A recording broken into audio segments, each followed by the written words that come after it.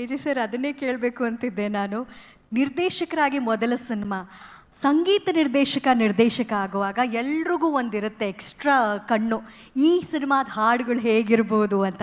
So ಆ pressure ಏನಾದರೂ ಇತ್ತಾ, ಅಥವಾ ಈ ಸಿನಿಮಾ ಡೈರೆಕ್ಟರ್ ನಾನಲ್ಲ ಅಂತ ಮ್ಯೂಸಿಕ್ ಡೈರೆಕ್ಷನ್ ಮಾಡಿದ್ದ, ಆ ಜರ್ನಿ ಬಗ್ಗೆ ಒಂದು? ಇಲ್ಲ ಮೇಡಮ್, ನಿಜ ಟು ಬಿ ವೆರಿ ಫ್ರ್ಯಾಂಕ್, ಡೈರೆಕ್ಟರ್ನ ಮಿಸ್ ಮಾಡ್ತೀನಿ ನಾನು. ಒಂದು ಸಾಂಗ್ ಮಾಡಬೇಕಾದ್ರೆ ಒಬ್ಬರು ಡೈರೆಕ್ಟರ್ ನಮ್ಮ ಜೊತೆ ಇರ್ತಾರಲ್ಲ, ಅವ್ರು ಎಷ್ಟು ಮಹತ್ವ ಅನ್ನೋದು ಈ ಸಿನಿಮಾಲಿ ನನಗೆ ಗೊತ್ತಾಗುತ್ತೆ. ಯಾಕಂದ್ರೆ ನಾನು ಮ್ಯೂಸಿಕ್ ಡೈರೆಕ್ಟ್ರಾಗಿ ಮ್ಯೂಸಿಕ್ ಮಾಡ್ತಿದ್ದೀನಿ ಎಲ್ಲ ಓಕೆ, ನನ್ನನ್ನು ಮಾಡಿಸ್ತಾ ಇದ್ದಿದ್ದು ಡೈರೆಕ್ಟ್ರುಗಳು ಪಕ್ಕದಲ್ಲಿ ಕೂತಿ. ಅವ್ರುಗಳು ಏನೋ ಒಂದು ಮಾಡೋರು. ಅಣ್ಣ ಹೇಳಿದ್ರು ಈ ವರ್ಷದ ಸೂಪರ್ ಹಿಟ್ ಸಾಂಗ್ ಅಂತ. ಅದು ಖಂಡಿತವಲ್ಲೂ ನಮ್ಮ ಶ್ರೀನಿವಾಸ್ ರಾಜು ಅವ್ರ ಹಿಂದೆ ಕೂತಿಲ್ಲ ಅಂದರೆ ನನಗೆ ತಲೆ ಓಡ್ತಾ ಇರಲಿಲ್ಲೇನೋ ಅನ್ನೋದು ಇವಾಗ ನನಗೆ ಗೊತ್ತಾಗ್ತದೆ. ಯಾಕಂದರೆ ನನಗೆ ಫುಲ್ ಫ್ರೀಡಮ್ ಇದೆ, ಏನು ಬೇಕಾದ್ರೂ ಮಾಡ್ಬೋದು. ಎಲ್ಲ ಮಾಡ್ಬೋದಲ್ಲ ಅಂತ ಕೂತ್ಕೊಂಡ್ರೆ ಏನು ಮಾಡಬೇಕು ಅನ್ನೋದು ಗೊತ್ತಾಗಲ್ಲ. ಬಟ್ ಖಂಡಿತವಲ್ಲೂ ಒಂದು ಒಳ್ಳೆ ಮ್ಯೂಸಿಕ್ ಅಂತೂ ಖಂಡಿತವಲ್ಲೂ ಫಿಲ್ಮಲ್ಲಿ ನೀವು ಎಕ್ಸ್ಪೆಕ್ಟ್ ಮಾಡ್ಬೋದು. ತುಂಬ ಡಿಫ್ರೆಂಟ್ ಆಗಿರುತ್ತೆ, ಬ್ಯಾಕ್ಗ್ರೌಂಡ್ ಸ್ಕೋರ್ ಆಗಲಿ.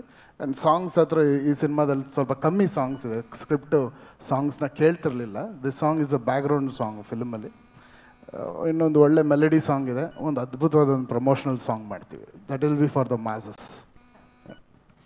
Okay sir, thank you so much. ಏನಾದರೂ ಹೇಳೋಕ್ಕಿದ್ರೆ ಪ್ರೆಸ್ಸಿಗೆ? ಇಲ್ಲ, ಮಾಧ್ಯಮದವ್ರಿಗೆ ಥ್ಯಾಂಕ್ಸ್ ಹೇಳೋಕ್ಕೆ ಇಷ್ಟಪಡ್ತೀನಿ. ಪ್ರತಿ ಸತಿನೂ ಈ ಸಿನಿಮಾನ ತುಂಬ ಆಶೀರ್ವಾದ ಮಾಡ್ಕೊಂಬಂದಿದ್ದೀರ. ಒಂದು ಪೋಸ್ಟರ್ ಇರಲಿ, ಟೀಸರ್ ಇರಲಿ, ಇವತ್ತು ಈ ಸಾಂಗ್ ಆಗಲಿ, ಎಲ್ಲರೂ ಆಶೀರ್ವಾದ ಮಾಡಿದ್ದೀರ. ದಯವಿಟ್ಟು ಇದೇ ರೀತಿ ಆಶೀರ್ವಾದ ಮಾಡಿ. ನಿಮ್ಮ ಮನೆಯ ಮಗ ನಾನು, ಕೈ ಹಿಡಿದು ನಡೆಸಿ.